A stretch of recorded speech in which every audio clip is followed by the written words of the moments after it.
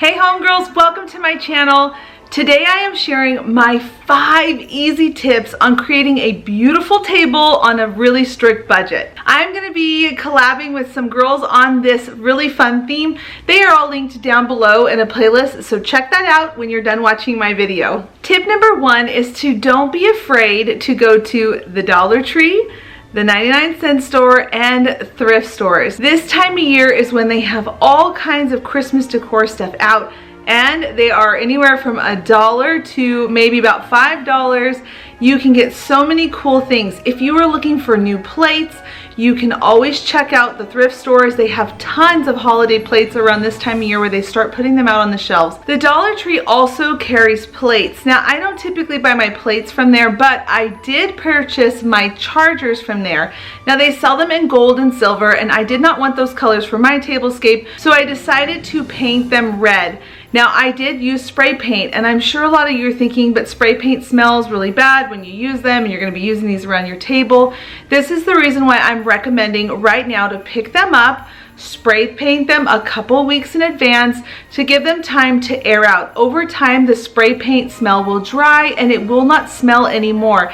And then I recommend with a soft sponge, nothing with scratches on it, you go over them with some soapy water and it will take off the last of the smell. These chargers are $1, a single dollar. So friends, go to the store and pick these ones up. The other thing that I really loved that they brought out this year at the Dollar Tree is they had some glasses that had really pretty detail on them. My tip number 2 on staying on budget is instead of spending a ton of money on tablecloths and table runners, there are so many amazing things you can do to save money in this area as well. And today I'm going to show you really quickly how to sew a table runner. Once you pick up your fabric, you're going to simply just cut it right in half, and that width of the fabric is going to be the perfect size for your table runner. Then all you have to do is to fold over on one side, fold it over once, and fold it over twice. This is going to allow it to not fray over time and allow it to be able to have a nice seam on it. It is the easiest straight sew project ever.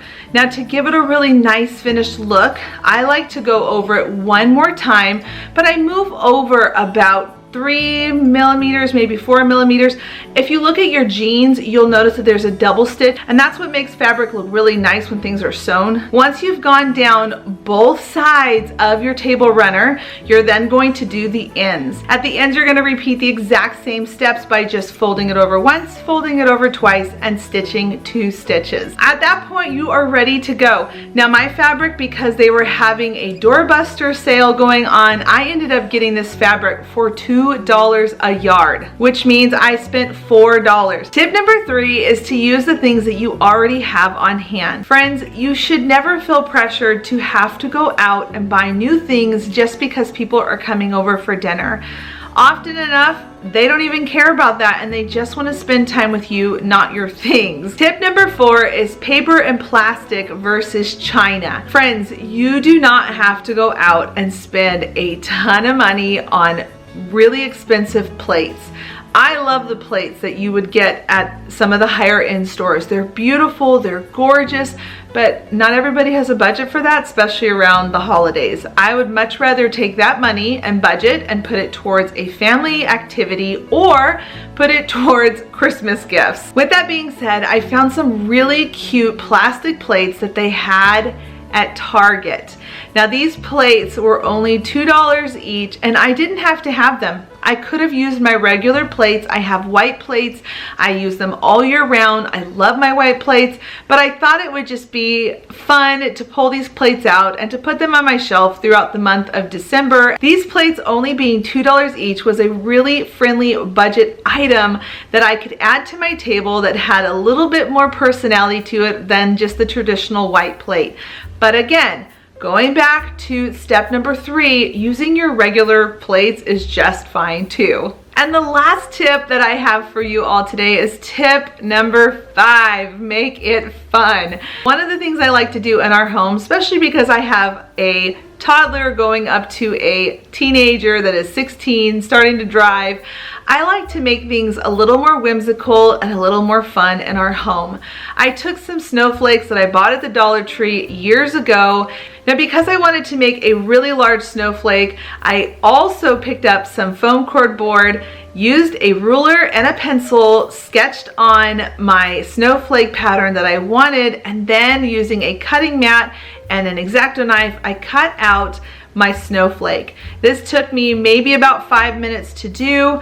The snowflake is large in size, which is exactly what I wanted. And then to add a little bit more bling to it, I decided to use some Mod Podge, and you can use Elmer's glue for this too, but you're just gonna put it all over the snowflake and then sprinkle on some glitter. And the thing that is so cool about these snowflakes is that you can hang them above your table. I know some people have a chandelier above their table, but if your table is in the middle of a kitchen, I know that some people have a formal dining room, which we don't in our home. But if your table is in a kitchen or you have a chandelier over your table, think about hanging some things above your table.